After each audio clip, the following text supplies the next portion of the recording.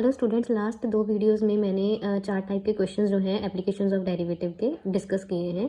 अब ये हमारे पास 5th टाइप है जिसमें हमारे पास क्या होगा, एक हमें फंक्शन दिया होगा एंड उस फंक्शन को हमने चेक करना है कि वो किस इंटरवल पे स्ट्रिक्टली इंक्रीजिंग और स्ट्रिक्टली डिक्रीजिंग है, मतलब किस इंटरवल पे उसकी वैल्यू इंक्रीजिंग होगी और डिक्रीजिंग होगी।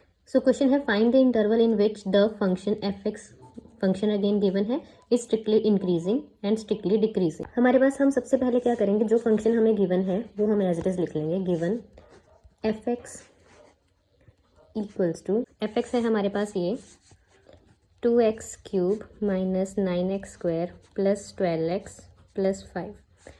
अब हमें क्या करना है, डेरिवेटिव करना है इस फंक्शन का। हम करेंगे differentiate both sides with respect to x. X के विद रिस्पेक्ट टू आप दोनों साइड्स को क्या कर देंगे, डिफरेंशिएट करेंगे। तो एफ एक्स का हमारे पास क्या बन जाएगा, एफ डैश एक्स। अब इस पूरी टर्म का डेरिवेटिव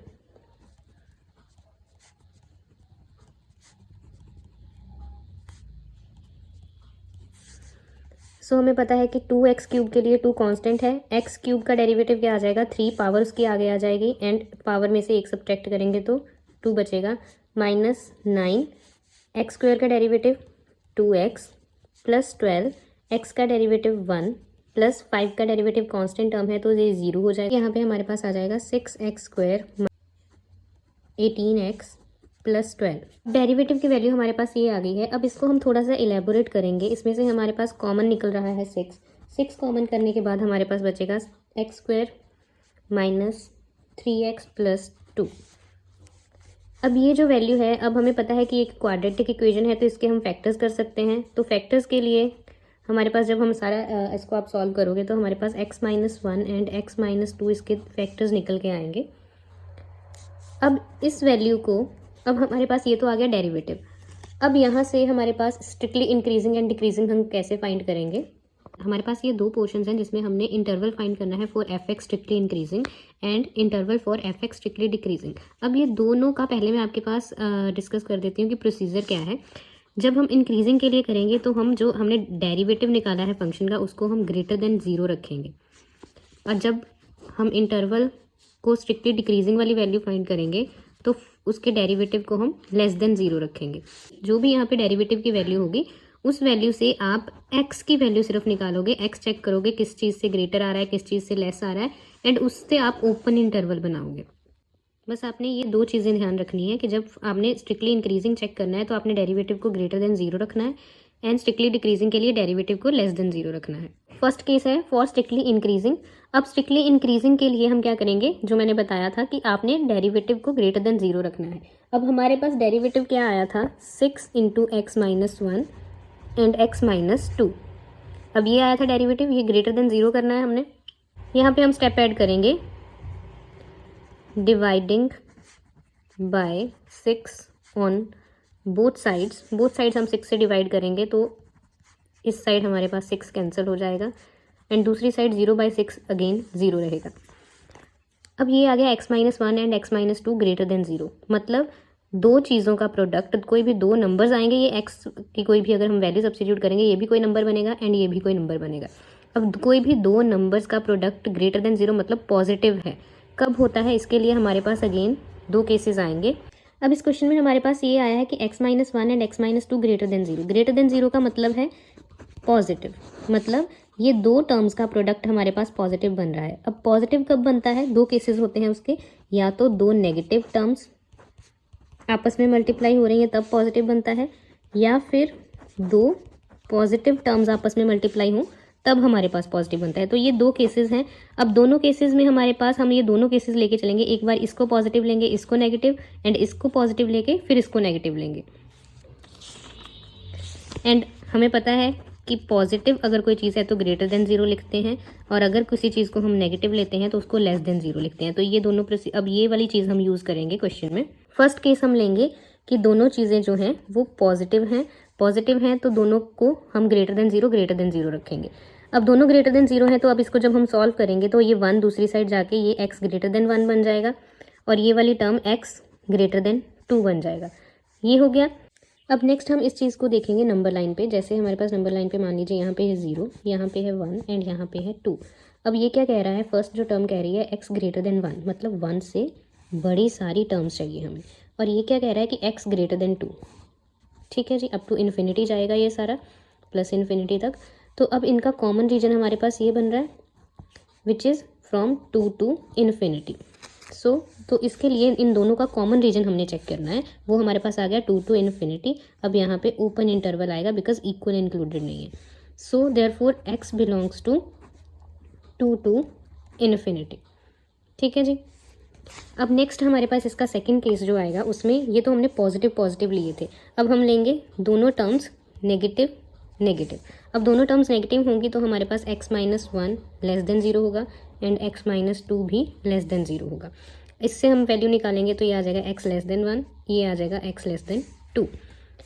अब इससे अगेन इन दोनों चीज़ों को हम नंबर लाइन पे चेक करेंगे, 0 1 एंड 2। x लेस देन 1 का मतलब 1 से छोटी सारी terms, and x less than 2 का मतलब कि हमें 2 से सारी छोटी टर्म्स चाहिए। अब इनका कॉमन रीजन ये वाला आ गया। अब यहाँ पे क्या है, माइनस इन्फिनिटी, तो इससे आ जाएगा कि x belongs to minus infinity to 1। हमारे पास जो फंक्शन है ये इन दोनों रीजन्स में स्ट्रिक्टली इंक्रीजिंग होगा। सो इन दोनों को कंबाइन करके हम लिखेंगे रिजल्ट क्या आएगा, द फंक्शन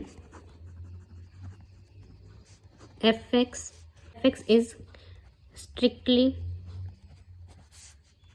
इंक्रीजिंग इन,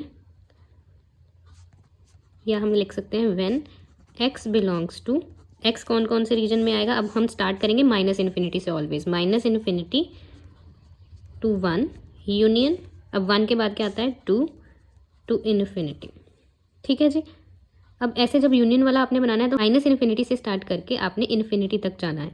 ठीक है जी। अब ये यूनियन वाला आ गया हमारे पास, तो इस पूरे इंटरवल में आपके पास क्या होगा, फंक्शन इंक्रीजिंग होगा। अब नेक्स्ट आता है कि जब हमने फंक्शन को स्ट्रिक्टली डिक्रीजिंग चेक करना है कि वो कौन से इंटरवल में स्ट्रिक्टली डिक्रीजिंग है, तो उसके लिए अगेन मैंने पहले डिस्कस किया है कि f' को आप लेस देन 0 लेके चलेंगे। f' की वैल्यू हमारे पास थी 6 into x minus 1 into x minus 2 less than 0।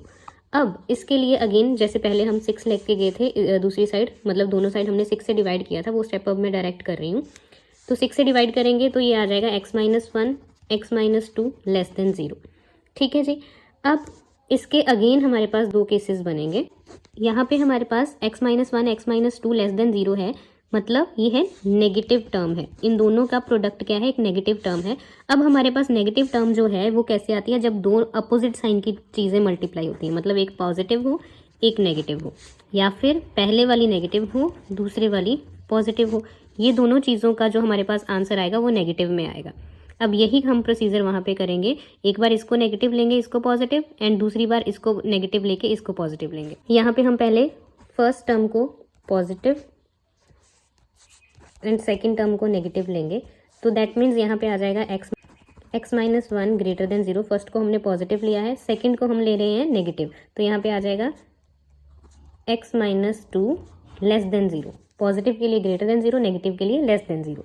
अब अगेन इनको सॉल्व करेंगे, x माइनस 1 ग्रेटर देन 0, तो यहाँ पे आ जाएगा x ग्रेटर देन 1, यहाँ पे x माइनस 2 लेस देन 0 का क्या बन जाएगा, x लेस देन 2। अब अगेन जो लास्ट पोर्शन में हमने किया था नंबर लाइन से 0 1 एंड 2, ये क्या कह रहा है कि x ग्रेटर देन है 1, 1 से बड़ा है x, 1 से बड़ा इधर जाएगा।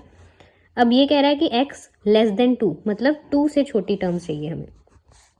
अब इनका कॉमन पोर्शन आ रहा है ये वाला, तो इसका मतलब इस रीजन में हमारे पास x बिलोंग करेगा 1 to 2। ठीक है जी।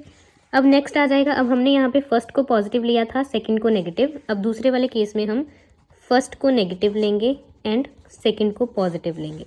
फर्स्ट को negative that means x minus 1 less than 0, second को positive that means x minus 0। x minus 1 less than 0, x minus 2 greater than 0 है, तो अब इसमें हमारे पास क्या आ जाएगा, x की वैल्यू आ जाएगी less than 1 and x greater than 2। अब इन दोनों को फिर से हम नंबर लाइन पे चेक करेंगे, ये है 0 1 एंड 2। यहाँ पे x लेस देन 1 मतलब 1 से छोटी सारी टर्म्स, अब यहाँ पे x ग्रेटर देन 2, 2 से बड़ी सारी टर्म्स। अब इस चीज़ का आप ध्यान दीजिए कि यहाँ पे कोई भी टर्म हमारे पास इन दोनों चीज़ों में कॉमन नहीं आ रही है। अब जहाँ पे कुछ भी कॉमन ना आए उस केस को हम क्या कर देंगे, निग्लेक्ट कर देंगे, निग्लेक्टिंग दिस केस। ठीक है जी, उस केस को हम ऑलवेज निग्लेक्ट करेंगे, मतलब ये जो है इंक्रीजिंग में इसका कोई भी हिस्सा नहीं होगा। सो इंक्रीजिंग फंक्शन सिर्फ इस इंटरवल में ही होगा। तो हम यहाँ पे लास्ट में लिखेंगे the function f(x) is increasing in interval 1 to 2, या फिर आप लिख सकते हो increasing when x belongs to, और लिख रही हूँ यहाँ पे when x belongs to 1, 2। या तो आप ऐसे लिख सकते हो या तो आप ऐसे लिख सकते हो। ठीक है जी, इसके साथ ही आपका क्वेश्चन कंप्लीट होता है। आई होप आपको ये अच्छे से समझ आया होगा।